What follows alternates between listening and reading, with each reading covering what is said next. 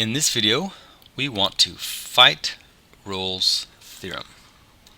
And what I mean by that is, we want to look at the formal statement of this theorem and pick it apart and see if it really has to be the way it is. Could we not somehow leave out some of these parts or simplify them? So let me give it a read here. Let f be a function, a continuous function, that's defined on the interval ab, the closed interval ab, that is differentiable on the open interval ab, where a is less than b. And let f of a equal f of b. Then there exists some c within the open interval ab, such that f prime of c is equal to 0. So let's get an intuitive feel for what that means.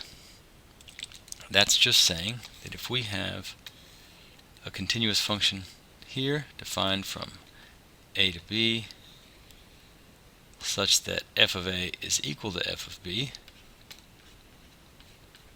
then we can find some point, for example, in this example would be here, that has a derivative of 0. In other words, where the slope is 0. We can call that point C.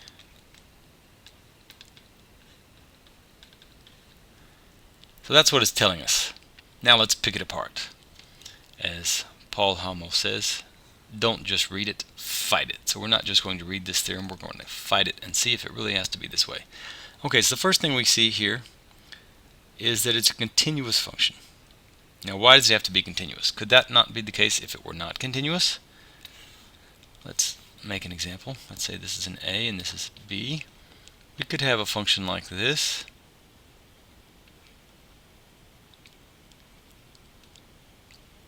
That is definitely not continuous here. You can see right here that it's not continuous. And f of a is equal to f of b. Now can we find such a point C where the derivative is equal to 0? Yes, we could, right here. We can call that point C. So f prime of c is equal to 0. So we see that there are definitely other situations where we can also find a point C without it being continuous, but we could just as well imagine situations when it's not continuous, something like this. Now here, f of a is again equal to f of b, but now there's no such point where the derivative would be equal to 0. So we see that if it's not continuous, then we are not guaranteed success. So there we can understand, yes, we do need a continuous function. Now we can take a look at this part here. a, b. Now why does it have to be defined on a, b? Why couldn't it just be defined on R, for example? And in this case, I would say, well, it could be. It could be defined on all of R. But we don't actually need it to be defined on all of R. So in this case, this might have more to do with economy of conditions. Why would we want this f to have to be defined on all of R when we don't actually need that? We want also to be able to use this theorem for functions that are only defined on smaller intervals, for example ab.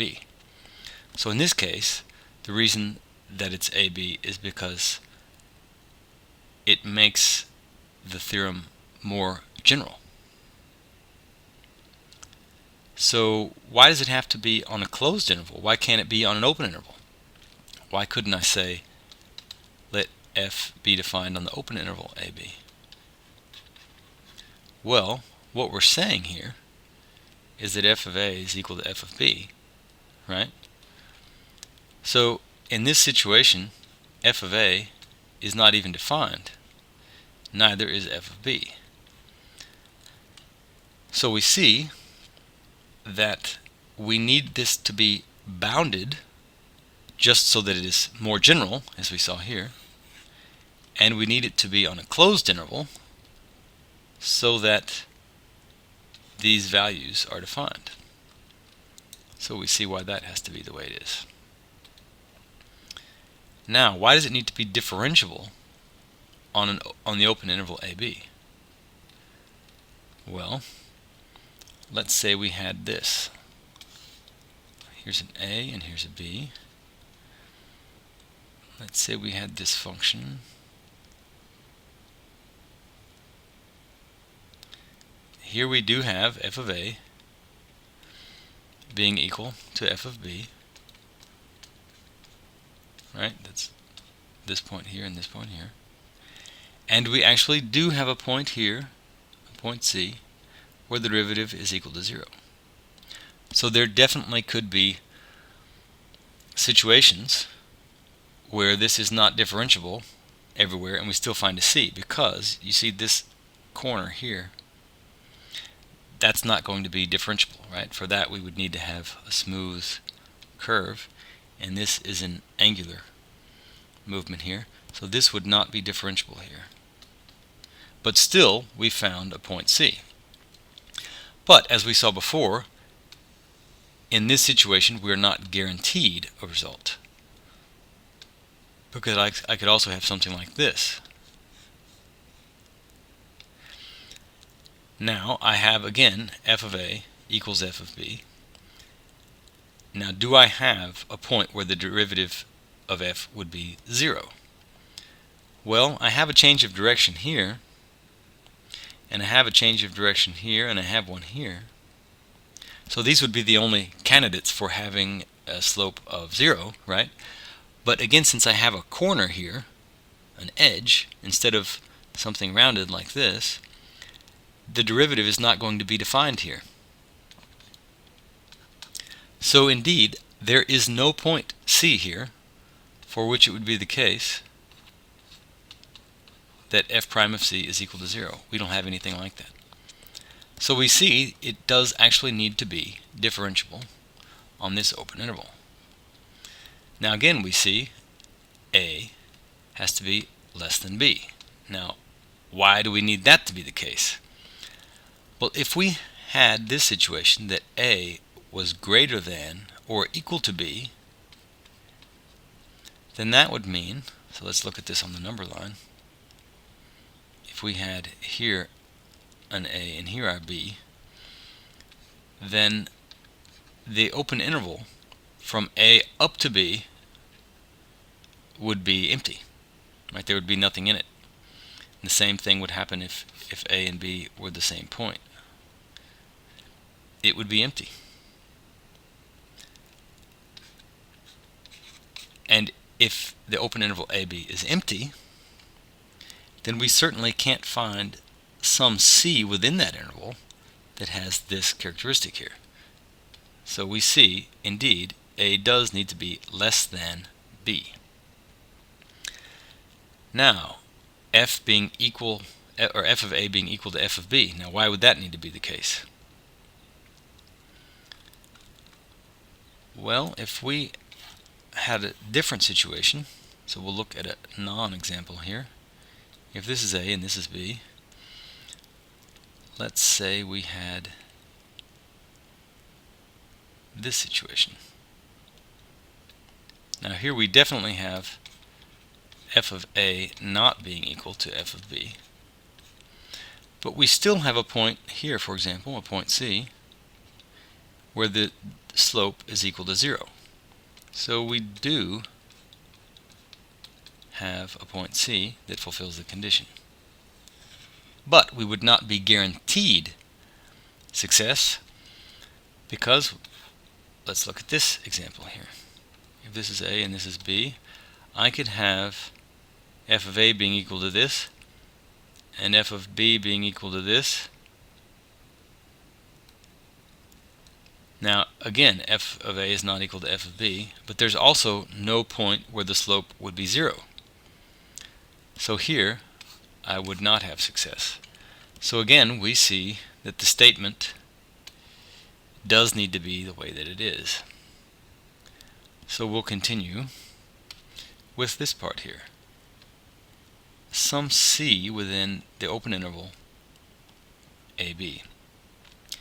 Why does that need to be the case?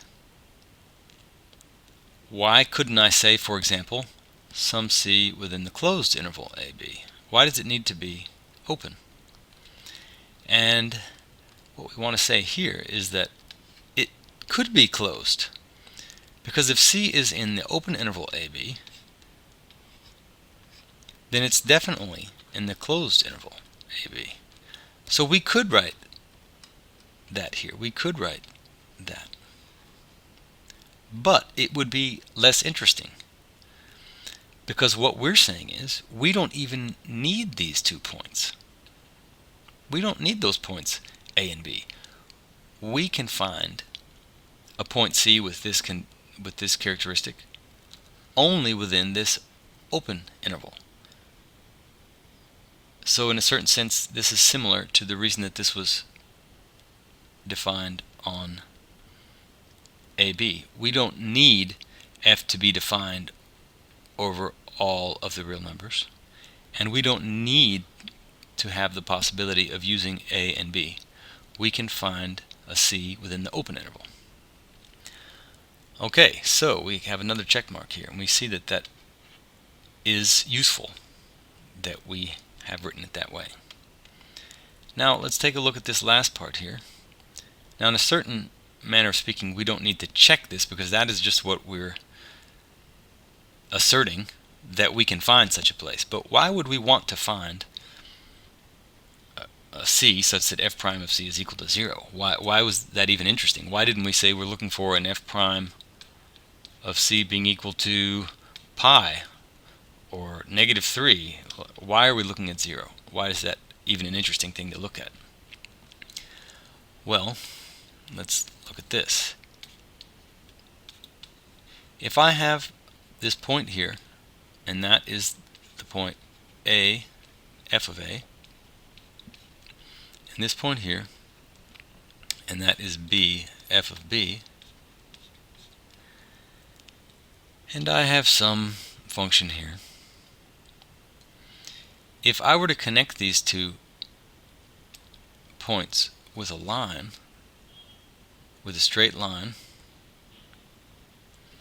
and I were to take the slope of that line, then I would have f of B minus f of A divided by B minus A, right? That would just be the slope of this line that we just drew between these 2 points.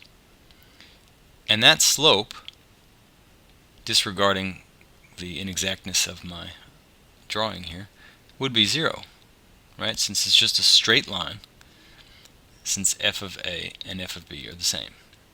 Since they're equal, then this is going to be 0. And what we're looking for is a point C, for example, here, such that f prime of C is equal to 0.